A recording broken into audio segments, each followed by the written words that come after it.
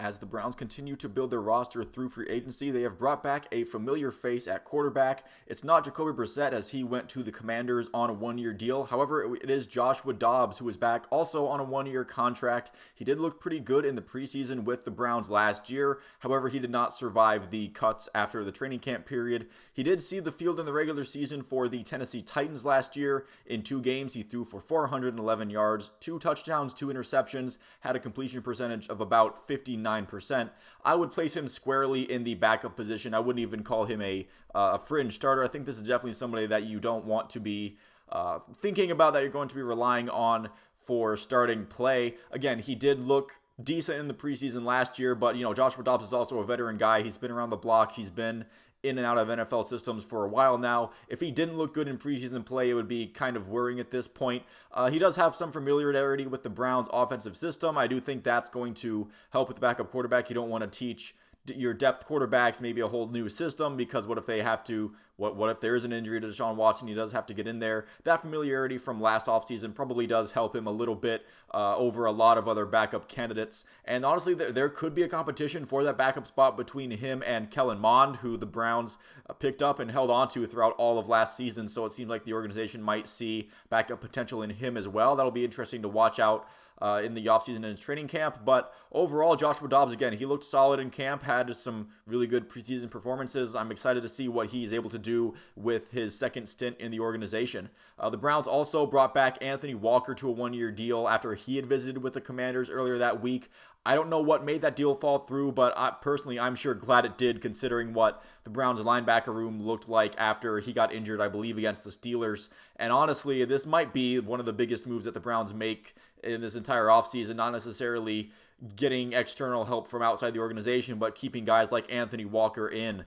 A couple of Browns players had tweeted that they wanted him to come back, and they got exactly what they were looking for. He's a veteran guy. He's a leader on defense. And if the intangibles aren't enough for you, he was playing pretty damn well until his season-ending injury again, I believe it was, against Pittsburgh. So I'm excited to have him back, even if it is just on a one-year deal. With all the one-year deals that Andrew Berry's given out this far, I'm going to go over quite a few more one-year deals in this video. It does seem like they're kind of building this roster for a bit of a, maybe like this is kind of like an all or nothing year, maybe not Super Bowl or bust, but it's kind of, they need to show that they have something cooking here with this organization, or else they're kind of in major trouble. But the offseason moves look very encouraging, at least to me. You also have the re-signing of linebacker Jordan Kunaszyk to a one-year cheapy deal. I think Kunaszyk is the right way to pronounce his last name. There's like an SZYK in there, so with that, I'm just kind of lost there. I think most of his impact will likely be seen on special teams with new coordinator Bubba Ventrone,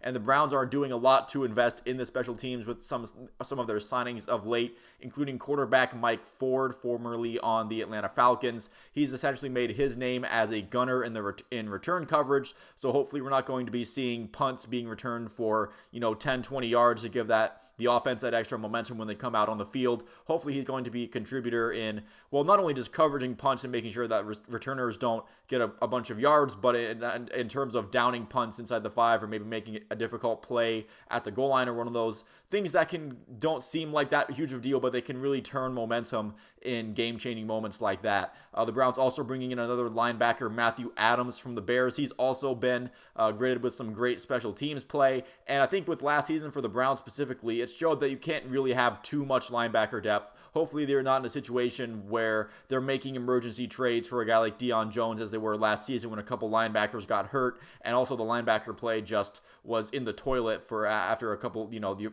guys like Anthony Walker had to go down. Hopefully you're not making more emergency trades and stuff like that. So 3 guys that are really trying to bolster the special teams. They're really trying to turn their weaknesses into at least neutralities. If they're not going to be shining bright spots on the team, they can at least they can at least pull their weight. And in addition to the special teams unit like this, I'm all for, and I think it's going to be, as long as it can work out this season, I feel like it would be fine. So while I have been singing the Browns' praises for their offseason moves, a little bit going to end the video on a little bit of a downer. Dearness Johnson did sign with the Jacksonville Jaguars. I liked Dearness Johnson as a player. I thought that he had a really good season a couple years ago, but honestly, last year the Browns didn't really use him all that much after a really solid showing in that 21-22 season. I thought that maybe Dearness Johnson had a bit of at least of more of a short-term future, maybe at least longer than it did. But the organization does seem to be a lot more focused on Jerome Ford's development, with Jerome Ford having that kickoff returning role, and he did seem to get a lot of those garbage time carries that maybe Dearness Johnson would have gotten last year. And right now, Jerome Ford does look like he's the current, second string running back, assuming Kareem Hunt leaves. It doesn't seem like there's been any headway on them, as Kareem Hunt resigning, and Kareem Hunt's future did seem kind of in limbo with the Browns. So pretty much that Jerome Ford seems to be the guy that they're preparing to become the second running back behind Nick Chubb. And honestly, Jerome Ford did show some promise last year, showed some flashes of some really solid plays. So that'll be interesting to see how that develops. Maybe the Browns draft another running back, or get somebody after the draft as an undrafted free agent to try to get some competition going in there. Either way, it's going to be interesting to see how this moves forward. I think the latest moves from the Browns been bringing back Joshua Dobbs and Anthony Walker, and shoring up some of your special teams players. I really like the direction that the team is going so far, but we'll see how free agency, how the rest of this period goes, and how they do in the draft. So thank you all for watching. If you made it this far into the video, I'll see you at the next one.